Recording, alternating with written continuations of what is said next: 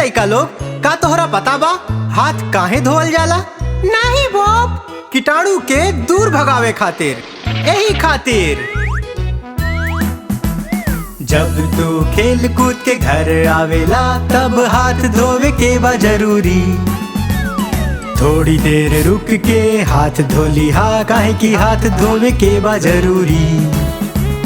गीला साबुन वाला हाथ रगड़ रगड़ के तू हाथ के धोली हा। घस घस के तू बबल बना के हाथ अपन साफ करा। अब खाए के समय बा, का तू हाथ धोले बड़ा? हाँ, धो ले बानी बॉब, बहुत बढ़िया। खाए से पहले, नाश्ता से पहले हाथ अपन साफ करा। थोड़ी देर रुक के हाथ धोली हा, काहे की हाथ धोवे के बा जरूरी। गीला साबुन वाला हाथ रगड़ रगड़ के तू हाथ के धोली हा।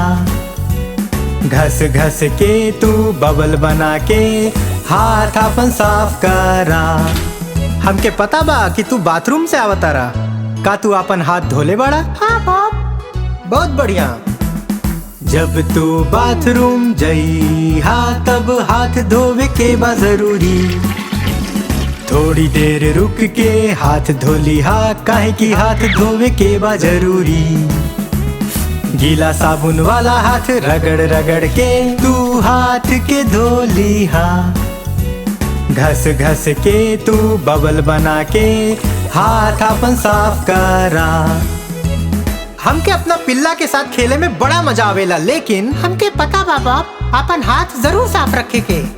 जब तू अपन पिल्ला के साथ खेली हा, हाथ के जरूर धोई हा। थोड़ी देर रुक के हाथ धोली हा, काहे की हाथ धोवे के बा जरूरी।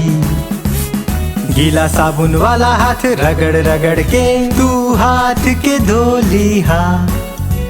घस घस के तू बबल बना के हाथ अपन साफ करा। अच्छू, ओ बाप, तोरा के सर्दी हो गई। तू अपन हाथ जरूर धोइहा ताकि केहू और के ना हो। जब तू कोनो बीमार के साथ रहबा, ध्यान रखिया हाथ साफ करके। थोड़ी देर रुक के हाथ धोली हा, काहे की हाथ धोवे के बा जरूरी। गीला साबुन वाला हाथ रगड़ रगड़ के तू हाथ के धोली हा। घस घस के तू बबल बना के हाथ अपन साफ करा।